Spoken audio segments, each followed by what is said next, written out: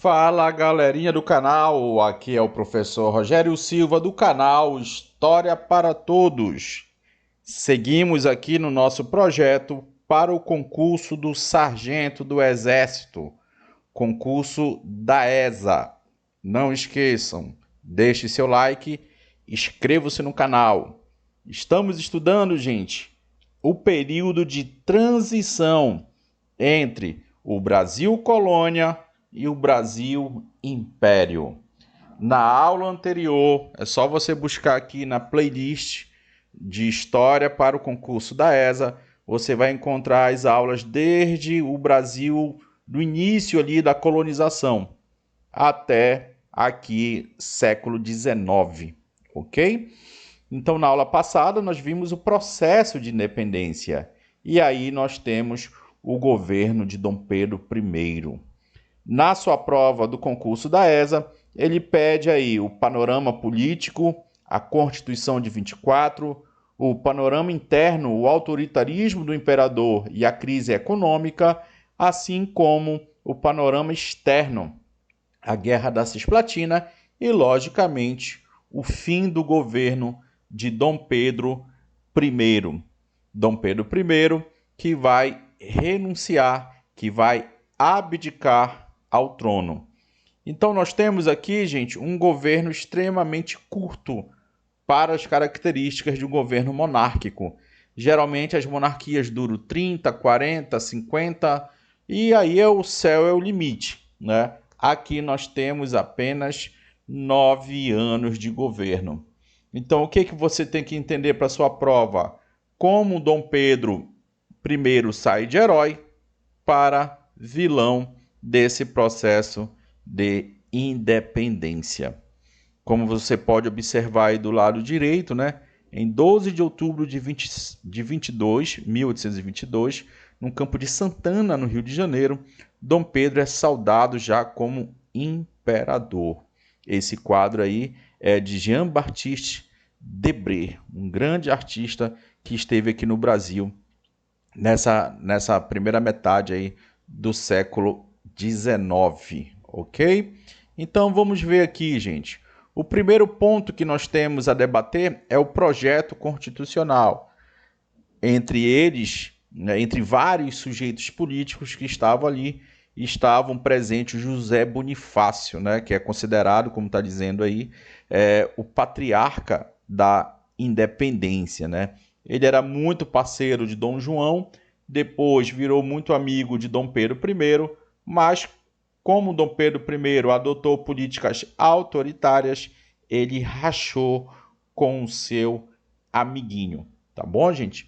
Então, primeiramente, nós temos aqui, gente, o projeto de Constituição. Esse projeto de Constituição, ele começou a ser feito antes mesmo da independência. Depois da independência, logicamente que ele foi acelerado. Você tem que ter na sua cabecinha, uma coisa é o projeto, outra coisa foi a Constituição, ok? Só que eles são muito semelhantes, não são iguais. Daqui a pouco eu vou mostrar para vocês a principal diferença. Então a diferença, gente, que nós temos aqui vai ser dado para com o poder desse cabeça de boi aqui, do Dom Pedro I. Mas já te conto mais detalhes. Foi o menos democrático possível. Por quê? Porque ele iria e conseguiu manter as bases socioeconômicas do Brasil, não teve a participação popular, não contou com a participação da maioria para construir esse projeto, né? Essa Assembleia Constituinte não teve a participação de boa parte dos setores da sociedade brasileira. Bem diferente do que aconteceu lá com a Constituição de 88, que vai ser a última Constituição que nós iremos estudar. Então, quem foi excluído de todo esse processo político aqui? Os escravos, os estrangeiros não naturalizados, criminosos, membros religiosos e, logicamente, uma sociedade extremamente machista, as nossas queridas mulheres. Os analfabetos podiam votar. Por que os analfabetos podiam votar nesse projeto constitucional? porque a grande elite brasileira, os grandes latifundiários e proprietários de escravos faziam parte dessa elite. Beleza? Nesse projeto aqui, gente, foi determinado os princípios de Montesquieu, a teoria dos três poderes: legislativo, executivo e judiciário. E aqui nós teremos o BO, aqui nós teremos o problema. Por quê? Porque Dom Pedro I não queria que o legislativo tivesse mais poder do que ele. Então, o que foi que ele fez com esse projeto? Ele rejeitou. Ele negou esse projeto constitucional. Ele mandou todo mundo se fumar e ele falou: deixa com o pai, eu vou escrever com os meus amigos, com os conselheiros, essa Constituição. Então aí o Dom Pedro I já mostra suas garras, já mostra como vai ser o governo dele, um governo extremamente autoritário. Então a independência aconteceu em 22, em 23 você já vê o Dom Pedro I com essas atitudes. E em 24 a Constituição ela foi imposta, ela foi outorgada. Aqui, gente, a palavra outorgada significa uma imposição. Sociedade brasileira, cala tua boca, quem manda aqui sou eu. Eu, Dom Pedro I, vou ser o rei absolutista dessa bagaceira aqui. Então, o rei, o primeiro rei do Brasil, gente, ele nem brasileiro ele era, né? Então, para você ver a grande contradição. Essa Constituição, que vai ser a Constituição de 1824, ela vai ser apelidada de Constituição da Mandioca. Tá? Então não te esquece, Mandioca 24, Mandioca, a primeira Constituição do Brasil. Como é que é, professor? Aipim? Algumas regiões chamam de aipim, mandioca. Influência do liberalismo europeu, apresentou traços marcantes de autoritarismo. Então a Constituição, gente, ela era liberal até certo sentido. Ela era liberal quanto às questões econômicas, por exemplo. Mas o cidadão brasileiro ele não tinha total liberdade de ir, de vir, de pensar, liberdade religiosa. Então a liberdade aqui, ela era limitada. Ela manteve a escravidão, o que mostra algo como contraditório aqui, né, gente? No século XIX, os países europeus, entre aspas, tá, gente? O centro do mundo já estava lutando contra a escravidão, mas aqui no Brasil a escravidão era a base da economia. Na Constituição de 24, nós não teremos 3 poderes, gente. Nós teremos 4 poderes. Isso aqui é questão de prova, presta atenção. Tu vai fazer a tua prova, isso aqui vai aparecer, depois você vem aqui e fala: professor, veio aquela questão de prova, tá aqui. O Brasil não teria apenas o legislativo, o executivo e o judiciário, teria o 4º poder, que era o poder moderador. E adivinha, quem exercia esse 4º poder, gente? O bonitão aqui. Com esse poder, ele poderia interferir nos outros poderes. Ele poderia mandar e desmandar no legislativo, no judiciário. Então aqui demonstra claramente o autoritarismo de Dom Pedro. Outra característica da Constituição de 24, gente, o cargo de senador era vitalício. Observa isso, isso vem em prova. O cara ele só saía do poder de senador depois que ele morresse. O voto ele era censitário e indireto. O que significa censitário, gente? Você vota e é votado de acordo com o poder econômico, de acordo com a grana. E a grana aqui era calculado, gente, de acordo com a área de plantação. E daí vem a metáfora de constituição da mandioca. Conforme, eu tenho uma fazenda que tem 200 alqueires, então eu tenho tal direito de voto. Eu tenho uma fazenda maior, com 600 alqueires, então de mandioca, de trigo, de algodão, de café. A mandioca é apenas uma metáfora. Conforme o seu poder de latifundiário, era o seu poder de voto. Então a maioria da população pobre não tinha o direito de voto. E o voto ele era indireto, tá? Um indivíduo votava no indivíduo que votava em outro indivíduo e assim sucessivamente. Daqui a pouco eu te mostro isso de forma bem clara aqui no esqueminha que eu organizei para vocês. Aqui, gente, a questão da Igreja Católica, tá? Aqui a relativa intolerância religiosa. Então, o Estado brasileiro, ele tem uma religião oficial. Se você não é dessa religião oficial, você está agindo na clandestinidade.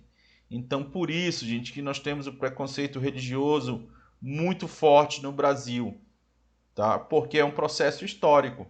Se você é da Umbanda, do Candomblé, do judaísmo, do espiritismo, se você é protestante, os evangélicos da época, você poderia ser facilmente perseguido no Brasil colônia e aqui também uma parte do Brasil imperial. Estamos estudando o Brasil Império, tá, gente? Não esqueçam.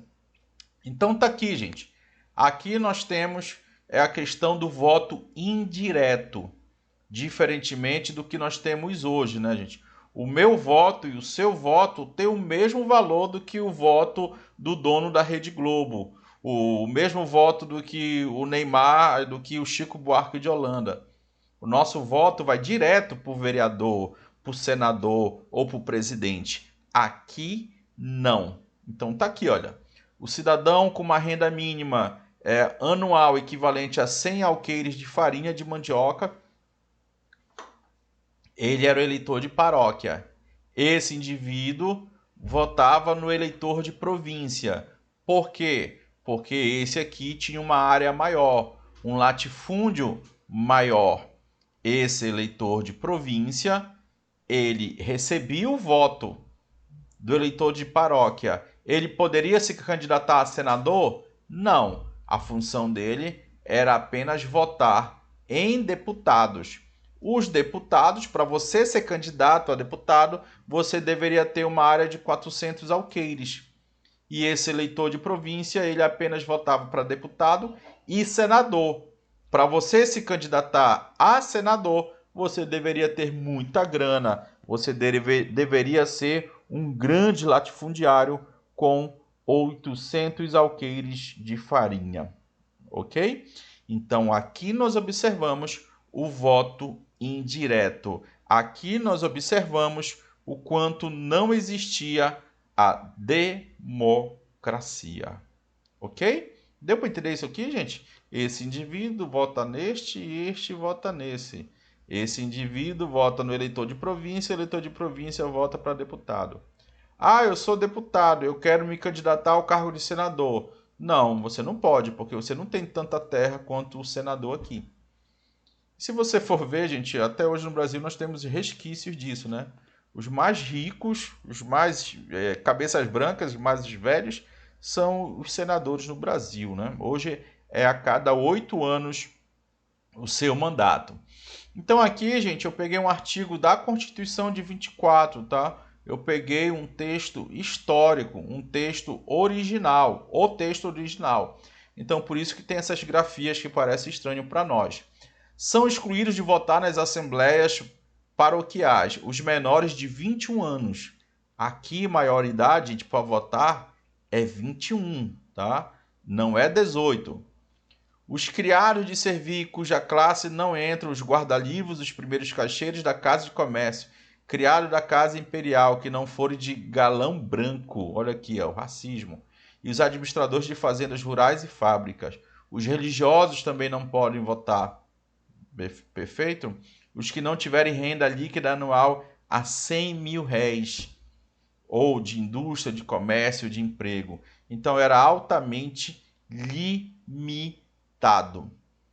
Podem ser eleitores e votar em eleição de deputados, senadores e membros do Conselho de Província, todos os que podem votar na Assembleia Paroquial, exceto os que não tiverem renda líquida anual de 200 mil réis por bem de raiz, indústria, comércio e emprego, os libertos e os criminosos pronunciados, né, em qualquer processo, em qualquer devassa. Então, gente, aí você observa o quanto que a galera não tinha direito de participação política. Por isso que eu afirmo aqui no slide anterior, né, que essa Constituição era extremamente autoritária, menos democrática possível, desde o seu projeto, tá bom? Então eles pensaram ali, gente, numa Constituição que iria beneficiar, logicamente, a elite portuguesa, né? Ou então a elite econômica mesmo do Brasil. O Brasil, naquele momento, gente, passava por graves dificuldades. Por quê? Por uma série de fatores. Fatores internos, né, daquele período e fatores que também ocorreram anos e anos anteriores com a figura do pai ainda de Dom Pedro I, né? O Dom João VI. Dom João VI. Então aqui, nesse momento, na primeira metade do século XIX, o agronegócio do Brasil não estava indo muito bem, tá? O Dom Pedro I gastou muita grana com guerras. Daqui a pouco eu vou mostrar para vocês tanto as guerras de independência como as guerras que aconteceram posteriormente. E também o Brasil se endividou todo, né, gente? Para o processo de reconhecimento de independência, que foi concluído a nível externo ali em 1825. Muito dessa negociação de reconhecimento de independência aconteceu ali pela interferência da Inglaterra. Então, vários tratados assinados anteriormente, tratados de comércio e navegação, tratados de aliança e amizade, beneficiava a Inglaterra e prejudicava financeiramente o Brasil. Inclusive, a Inglaterra, com esses tratados, conseguiu dominar o mercado consumidor brasileiro quanto à questão da industrialização.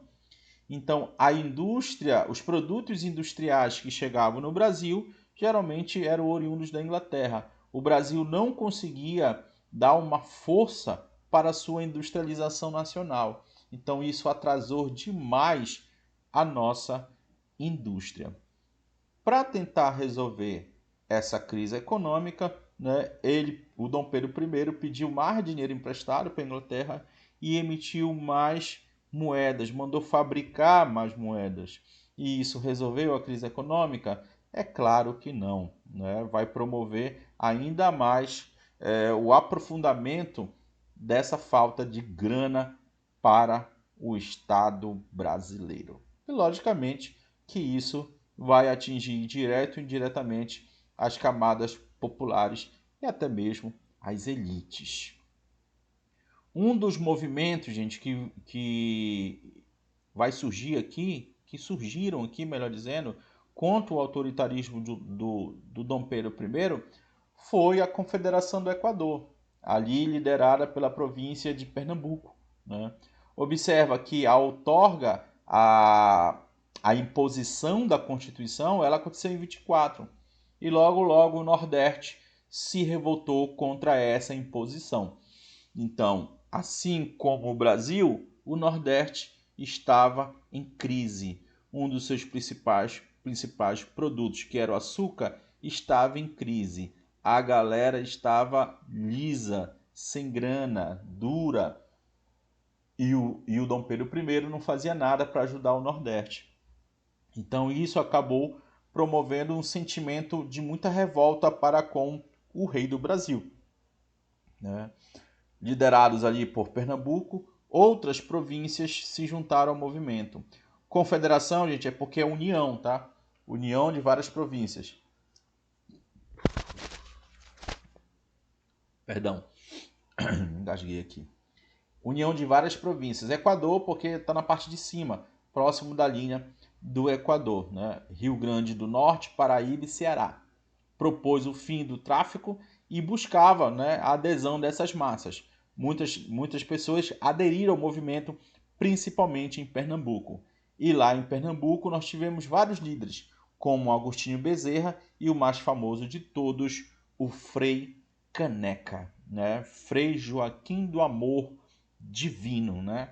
Criaram até aqui, olha, uma bandeira para esse movimento.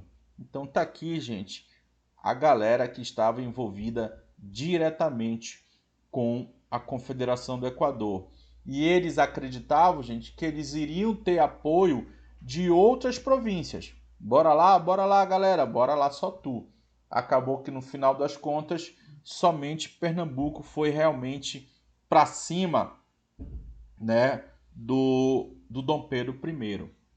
Aqui essa foto é minha, tá, gente? Eu tirei essa foto no centro de Recife, mostrando aqui o Frei Caneca, né? Existe um monumento no centro da cidade, né? Não tão no centro da cidade, próximo ali do cais, podemos assim dizer. Mas é determinado no centro da cidade, onde é homenageado Frei Caneca, né? Tem aqui essa placa, né? Nesse largo foi espingardeado, né, em 13 de janeiro de 1825. Então aqui ele foi fuzilado, gente, em praça pública, né? E acabou virando ali um herói para os pernambucanos, representando essa luta contra o autoritarismo. Dom Pedro I mandou muitas tropas para lá e, infelizmente, o movimento foi derrotado e reprimido de forma muito violenta, tá bom? Isso foi a nível interno. A nível externo, nós temos a Guerra da Cisplatina, 1825. Mais um BO para Dom Pedro I. A Cisplatina, gente, como eu já falei aqui em alguns vídeos, não tinha nada a ver com o Brasil. A Cisplatina não via a hora de se livrar do Brasil. Então existiam grandes diferenças culturais entre o Brasil e essa região, que era muito mais vinculada aos costumes da Argentina. Então nós falamos do que, gente? Daqui a pouco eu vou te dizer quem é a Cisplatina hoje. Então olha aqui, ó. Alguns uruguaios não aceitavam a dominação brasileira. Acabei de te falar agora, né? A Cisplatina é o Uruguai hoje, tá, gente? E liderados pelo uruguaio Juan Antônio Lavareja. Olha só como eu sou bom no espanhol. Antônio Lavareja. Começaram a fomentar junto à Argentina o início da rebelião. Então a Argentina queria anexar essa região. Lavareja, junto com populares, declararam a sua anexão à Argentina. O Dom Pedro I aceitou isso? Não. Declarou guerra à Cisplatina, que era apoiado pela Argentina. Então tá aqui, gente, olha o Rio da Prata. Né? Eu e a minha esposa já tivemos a oportunidade de navegar aqui pelo Rio da Prata. Só que ela mais dormia, ela não via muito como é que era o Rio da Plata, né, amor? Amor, olha ali o rio, Colônia de Sacramento. Dormia pra caramba lá no Rio, não viu a paisagem, né? Então, gente, porque o Brasil é muito bacana, né, gente, a gente conhecer o que a gente ministra a aula, né? Porque o, o Brasil não queria perder o controle dessa região, gente.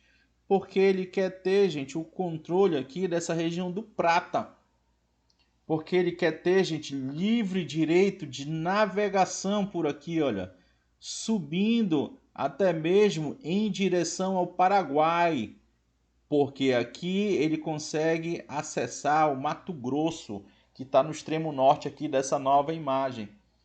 Então o Brasil ele quer mandar e desmandar nessa região. Quem não gosta muito disso são os hermanos. E aí eles foram para cima, tá, gente? O Brasil não queria perder esse território para a Argentina. Então houve muitos recrutamentos forçados, né, de marinheiros, inclusive cearenses. Né? 2.150 só de lá. Né? 410 mortos durante a viagem. 314 hospitalizados. Então foi uma tragédia essa guerra. Né? Um gasto financeiro muito grande e principalmente, né, principalmente um custo de vida muito grande. E aí, tiro, Brasil e Cisplatina apoiada pela Argentina. Os argentinos, claro, queriam esse pedação de território para eles, para ter direito de livre circulação nessa região. E aí o que foi que aconteceu? Tá aqui, olha. Em 1828, né, no ano seguinte, do início desses confrontos, o uruguaio Frutuoso Rivera reconquistou a província oriental. Esse Rivera aí, né, gente, ele era, assim, meio que parceiro do Brasil. E aí ele buscou uma saída honrosa para o conflito. Em 1828, terminou a guerra, né? O acordo firmado que a província da Cisplatina não ficaria nem com a Argentina, nem com o Brasil. E aí foi criado a República Oriental do Uruguai. Nenhum nem outro. Mas o Dom Pedro I ficou muito mal na foto porque ele perdeu esse setor, né? Esse território. O desfecho da Guerra da Cisplatina foi desfavorável ao Brasil. Houve o desgaste da imagem política de Dom Pedro. As críticas foram muito fortes, né? O papel da imprensa aqui, gente, é muito importante nesse momento no século XIX. Tá? A imprensa começa a ser popularizada. Ah, professor, mas a galera não sabia escrever, não sabia ler direito, mas eles se comunicavam através de charges, tá? De cartoons, de imagens. E naquela época já existia, principalmente na segunda metade do século XIX, gente, já existia fotografia, né? Isso vai ser muito mais claro no governo do pai dele, de Dom Pedro II. Então as críticas foram aqui, com certeza, muito ferozes. Por quê?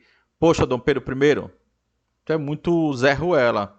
Quando é para matar brasileiro, tu mata, tu vence, tu esfola. Quando é para matar os argentinos aqui, o pessoal da Cisplatina, tu amarela, né? Tu é um fraco, tu é um derrotado. E aí, meu amigo, a situação política de Dom Pedro I ficou muito ruim. Então aqui nós temos a abdicação, nós temos já a saída de Dom Pedro I do governo, né? Esse processo de saída, gente, ele não foi feito, gente, de uma hora para outra. Então, gradativamente, o Dom Pedro vai se transformar numa pessoa não grata. Ninguém curtia Dom Pedro I, nem a mãe dele. Ainda tinha muitas fofocas, que ele tinha muitas amantes e tudo mais. Nem a esposa dele curtia ele. Só estava com ele por questões daquela estrutura familiar tradicionalista, extremamente tradicional, que existiam ali no século XIX, né?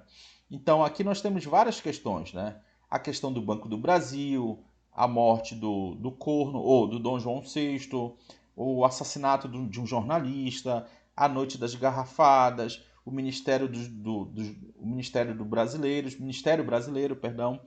Então tudo isso vai desgastar a imagem política de Dom Pedro. E aí a saída que ele teve, tu já sabe, né? Então aqui, gente, a questão do Banco do Brasil. O Banco do Brasil, gente, era de responsabilidade da elite portuguesa.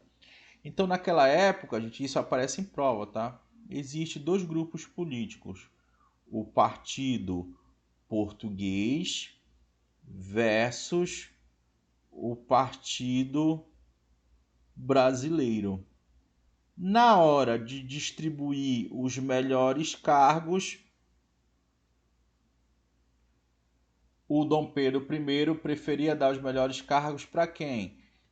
Do governo, para o Partido Português, o que promovia, logicamente, uma grande rivalidade, um grande ódio dos brasileiros. Eu estou falando da elite brasileira, tá? Eu não estou falando do povo brasileiro. Então, por exemplo, a direção do Banco do Brasil era portuguesa. E o que eles fizeram com o Banco do Brasil? Eles acabaram com o Banco do Brasil. A conta estava zerada, parece do professor de história. O Banco do Brasil estava falido. O segundo item aí, os acordos com os países estrangeiros para o reconhecimento da independência. Isso tudo gerou uma grande impopularidade. Isso tudo gerou o quê? Uma crise econômica também, né? Não foi só isso, né, gente? Por vários fatores, como eu já expliquei aqui para vocês. Então o povo não curtia mais Dom Pedro I. O Dom João VI morreu. E aí o Dom Pedro I foi para lá. Poxa, era o pai dele, né, gente? Aí eu acho que ele tinha razão. E ele foi lá organizar o governo, ele abdicou ao trono de Portugal, porque olha que louco, gente, né? Quem era, por direito, o futuro rei de Portugal? O rei do Brasil. E aí ele abdicou o trono, se não me falha a memória, em nome da filha dele, né, que era até menor de idade. Quem assumiu foi o tio provisoriamente. Foi uma confusão. Mas o que tu tem que entender aqui, gente, que ele foi se envolver em questões políticas lá da antiga metrópole, o que gerou para com sua figura muitas críticas. Poxa, Dom Pedro, o bagulho tá doido aqui no Brasil, o Brasil sem grana, o Brasil todo desorganizado, e tu vai se envolver em questões políticas lá em Portugal? E o Dom Pedro fala, pô, galera, mas é o papito, né? Mas ele ficou muito tempo lá e isso acabou pegando mal para o seu governo. Em 1830, a gente existia ali, até mesmo antes de 1830, o Líbero Badaró. O Líbero Badaró era um jornalista que fazia duras críticas ao Dom Pedro I, né? Esse Dom Pedro I é incompetente, esse Dom Pedro I é autoritário, esse Dom Pedro I ele é vascaíno. Porra, aí o Dom Pedro I ficou mordido, olha. Porra, tá me chamando de vascaíno? Pera lá. Líbero Badaró, certo dia estava dando um rolê, né? E aí passou um carro, não sei se foi carro, mas eu tô brincando aqui. Um carro prata, um cavalo prata e pou, matou o jornalista, né? Mataram o jornalista. Quem será que mandou matar o Líbero Badaró? Precisamos de um CSI para descobrir quem foi o mandante do crime? É óbvio que não, né? Alguém foi investigado de fato, de direito? Não. Alguém foi preso? A morte do jornalista, né, promoveu um clima de muita tensão ali no Brasil, né, principalmente no Rio de Janeiro. Porque uma coisa, gente, é um político ser acusado de ser corrupto. Outra coisa é um político acusado de mandar matar alguém, né? Engraçado como a história do Brasil se repete às vezes, né? Um político tentando mandar matar outro político ou matando, isso é muito comum ao longo da nossa história. Você vai ver isso, inclusive, lá na Era Vargas. Então descobriram depois que quem mandou matar o Líbero Badaró foi um juiz. E coincidentemente esse juiz era um dos melhores amigos de Dom Pedro I. Então, gente, o bagulho ficou doido pro Dom Pedro I, tá? Teve um dia que ele viajou para Minas Gerais, chegou lá, a galera, por onde Dom Pedro I passava, gente, normalmente era festa, era bolo, era banda de música, parava a cidade, principalmente no interior do Brasil. E a galera foi lá e colocou lá lenços, né, tecidos negros, pretos nas suas sacadas, em crítica ao assassinato do jornalista Líbero Badaró. Em Minas Gerais, os sinos das igrejas tocavam marchas fúnebres. E aí o Dom Pedro ficou lá em Minas Gerais pensando, caraca, meu irmão, essa galera não me curte mesmo. E ele foi lá e colocou no Facebook dele, se sentindo triste. Oh, meu Deus do céu, ninguém curte. O imperador tá aqui, olha. Olha, eu sou um ótimo desenhista. Olha o imperador aqui, né? Com a sua coroa, com o seu cajado, né? E aí a galera do Rio de Janeiro falou, dos portugueses, né? Esse partido português falou, bora organizar uma festinha pro nosso chefinho. E aí os brasileiros descobriram, aí foram tentar acabar com a festa, meus amiguinhos. Olha aqui, ó. Semanas depois você vai observar, tipo palmeirenses versus corintianos na porrada, flamenguistas e o pessoal do Fluminense, muita porrada, facada, chifrada, dedada, pedala, Robinho, samba, Teves, cavalaria aérea, arco e flecha com mira laser, muita porrada. A UPA do Rio de Janeiro ficou lotada. As UPAs Então o bagulho foi muito doido, tá? Aqui, portugueses versus brasileiros. Esse dia de muito sangue, de muito. Por que noite das garrafadas, gente? Os portugueses jogavam do alto das suas casas um monte de garrafa na cabeça dos brasileiros, tá?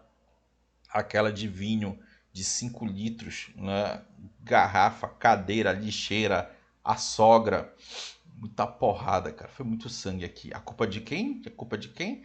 A culpa é do Dom Pedro I. E o Dom Pedro I tentou acabar com esses confrontos de rua, criando o Ministério dos Brasileiros. E aí, brasileiros, o que vocês querem para me deixar em paz?